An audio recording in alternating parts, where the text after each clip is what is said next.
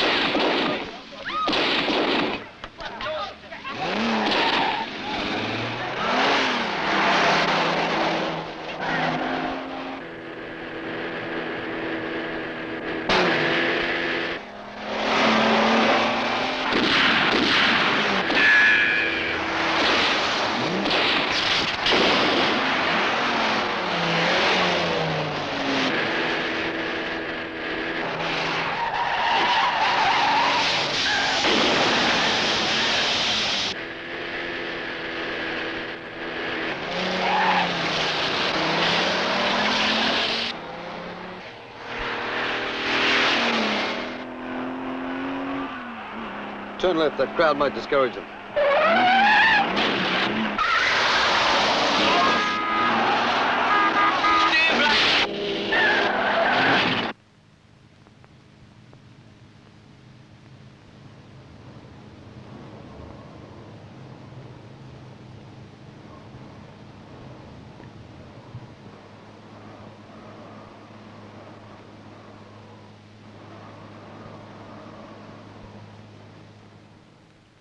Winter strikes hard in Lauterbrunnen, alpine site for a film sequence of car racing on ice, an action-packed sequence that is the essence of a James Bond movie.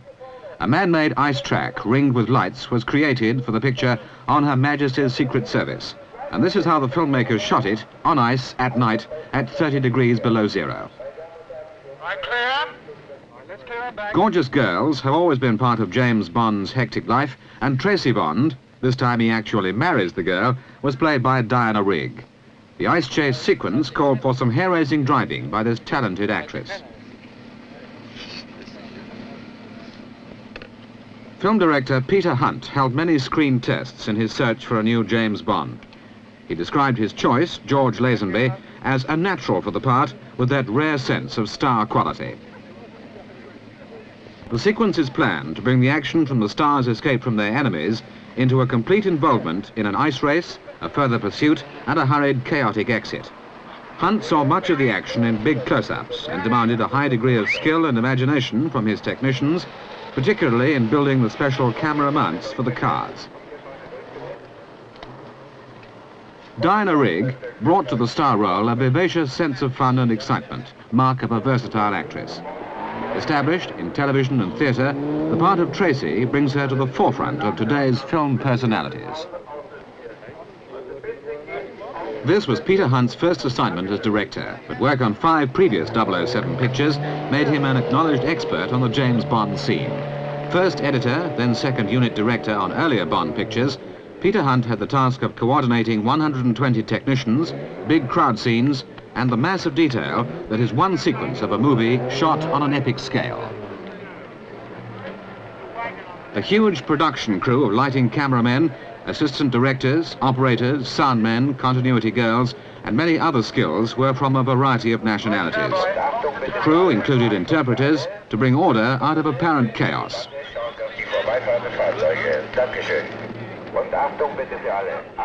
Night after freezing night, the drama of the chase sequence was put on film.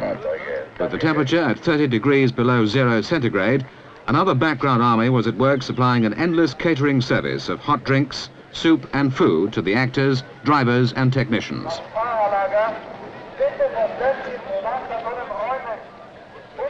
One of the key figures on the scene was Erich Glavitzer, young Austrian rally driver for the Ford team. Brought in to advise on building the ice track, he supplied escort cars, drivers, and briefed all concerned on handling a bunch of fast cars on ice with cameras turning in all directions. When Diana Rick came to Switzerland, she came straight from London. She went straight across to the racing track because she had to drive the film in Rio, the Mercury Cougar, and that's quite a lot, especially for an unexperienced driver, being now in race speed and on an ice track. And I learned her to drive this on ice. First I took a Ford Escort because this car is much easier to drive and easier to handle and to keep in control around corners. I took her for about 3 laps and learned her all about throwing a car into a corner, then with the opposite lock and driving with the accelerator. But I think she took this stuff all in a very short time. She's a lovely driver, really. The track itself was built to full size in an empty meadow on a plateau in the mountains. The field was slowly flooded and winter frost did the rest. It was then sprayed with water every night to give a fine glass-like surface. After each trial run, and everybody lost count of these, bulldozers leveled the track and the ice was sprayed yet again. Right, stand by, clear the track, boys. Everybody off. There had to be a close working relationship between Eric Levitzer and Peter Hunt, working out very precise manoeuvres and explaining them to the drivers to give the director the maximum in dramatic film effects. Red, give me Fackle Mile. Talking with my drivers was really one of the most important things in the film, because I had to tell them all what exactly to do in film business. It's not like racing. It always depends on the distance from the camera to the car, and this distance have to be very exact. And so we talked very much about it, discussed all detail, and every driver gets from me an order what line he has to drive and at what time he has to come into it to ram the other drivers. That must be very exactly, and all the angles and speeds and the distances must be very exact worked out.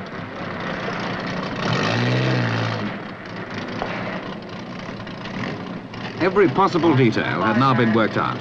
Briefing was complete, and technicians, stars and drivers moved into position for the final call. Action.